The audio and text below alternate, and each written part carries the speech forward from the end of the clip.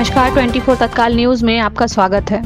बुधनी से ये खबर सामने आ रही है, जहां हमारे सीनियर संवाददाता डॉक्टर रमेश चंद्र शर्मा की report. Budhni Shahganj national highway मार्ग एवं रेलवे लाइन मुआवजा भू अर्जन प्रक्रिया। बुधनी से national highway bypass 6 line road 146V के भू अर्जन कार्रवाई में भू अर्जन अधिकारी SDM राधेश्याम बघेल बुधनी द्वारा भू अर्जन में अनियमितताएं करने की खबरें सोशल मीडिया एवं अन्य माध्यम से आ रही थी, जिसकी स्पष्टीकरण के लिए हमारे संवाददाता द्वारा भू अर्जन अधिकारी SDM राधेश्याम बघेल से इस संबंध में चर्चा की गई। भू अर्जन अधिकारी का कहना है कि लोग ऑफलाइन और ऑनलाइन प्रक्रिया से भ्रमित हैं। मेरे द्वारा नियम अनुसार कार्रवाई की गई है, जिसको कोई भी देख सकता है। इसमें किसी भी प्रकार की अनियमितताएं नहीं की गई हैं। जो शासन की गाइडलाइन है, मैंने उनका पूर्णतः पालन किया है।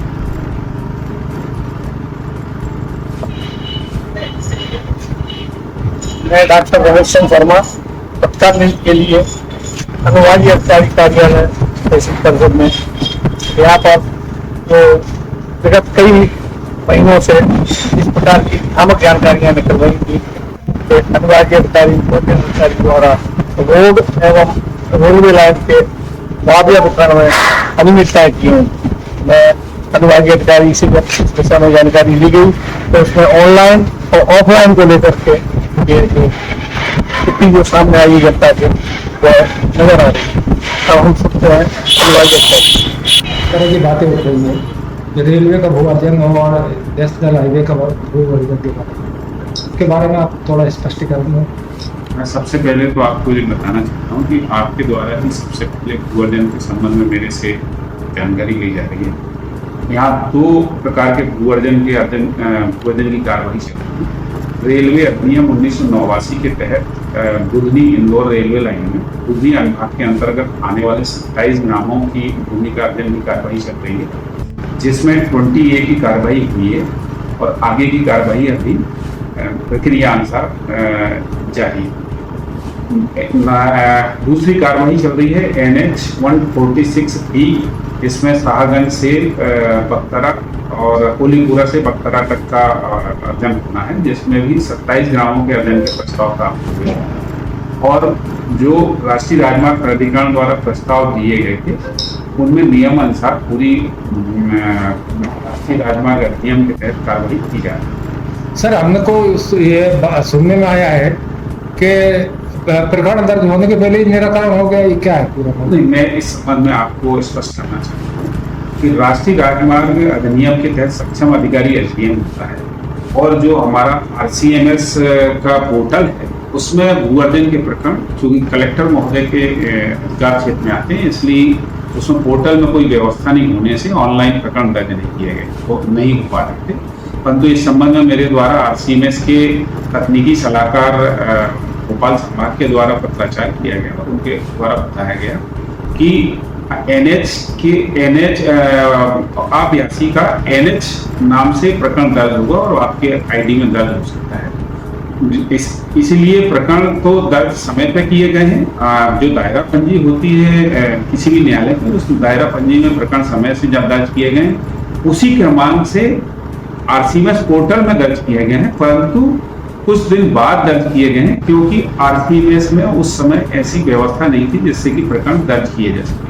तो ऑफलाइन में ये दर्ज थे पहले से? ऑफलाइन में जिस समय प्रकरण प्रारंभ किए गए हैं उसी समय दर्ज किए गए हैं और उसी प्रक्रिया के अनुसार पूरी कार्रवाई की गई है। इसमें किसी भी प्रकार की ना तो तकनीकी त्रुटि हुई है, ना वैधानिक त्रुटि हुई है। सिर्फ ऑनलाइन दर्ज समय के बाद दर्ज हुए हैं, परंतु ऐसा होता है कि जब हम प्रक्रिया से प्रकरण दर्ज करते हैं, प्रकरण प्रक्रिया अनुसार चलना चाहिए, प्रक्रिया अनुसार दर्ज होना चाहिए, और इस पूरे मामले में भी प्रकरण प्रक्रिया के अनुसार दर्ज हुए हैं।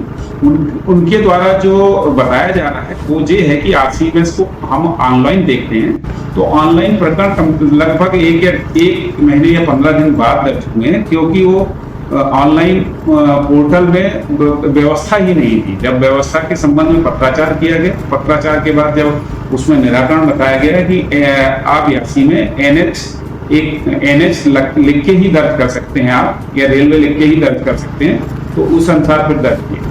तो ये अभी रूमर उड़ रही है कि भुजंग अधिकारी ने मनमाने तरीके से कंपनियों को लाभ पहुंचाने के लिए पहले बाद में प्रकरण दर्ज करे और पहले इनको लाभ निराकरण कर दिया गया। मेरे को ऐसा लगता है उनके सोचने या समझने में गलती है। ना तो इसमें किसी निजी कंपनी का इन्वॉल्वमेंट है और ना किसी को लाभ देने का कोई उद्देश्य हो सकता है, क्योंकि राष्ट्रीय राजमार्ग प्राधिकरण के जो आवेदक हैं इसमें और राष्ट्रीय राजमार्ग प्राधिकरण के आवेदन के आधार पर प्रकरण दर्ज किए गए हैं और प्रकरण नियमानुसार दर्ज किए गए हैं, ऑफलाइन दर्ज किए गए हैं और बाद में ऑनलाइन व्यवस्था होने के बाद ऑनलाइन दर्ज किए गए हैं। परंतु जो प्रकरण की प्रक्रिया है या जिसको हम प्रोसीडिंग्स कहते हैं वो नियत तिथि से प्रारंभ की गई है और प्रकरण का अवलोकन आप कर सकते हैं, जिसमें स्पष्ट है कि जिस तारीख को मेरे को पत्र प्राप्त हुआ है संबंधित विभाग से उसी तारीख को प्रकरण दर्ज किया गया है। उसी तारीख से नियम अनुसार जो प्रक्रिया 3A, 3B, 3C, 3D और अवार्ड पारित करने की जो प्रक्रिया है वो प्रक्रिया अनुसार पूरी प्रोसीडिंग प्रकरण में दर्ज। जहां तक किसी निजी व्यक्ति को लाभ देने का प्रश्न है, इसमें 3 ही व्यक्ति इन्वॉल्व है, राष्ट्रीय राजमार्ग, सक्षम अधिकारी, वर्जन अधिकारी मैं स्वयं हूँ और पब्लिक।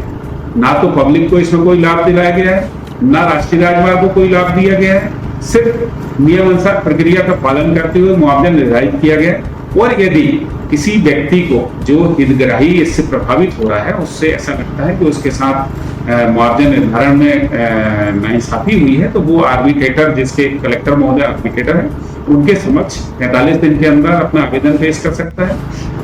यदि कोई त्रुटि हुई होगी, ऐसा मैं मानता नहीं कि त्रुटि है, मगर अगर त्रुटि हुई होगी तो उसको सुधार के लिए कार्रवाई की जा सकती है। धन्यवाद।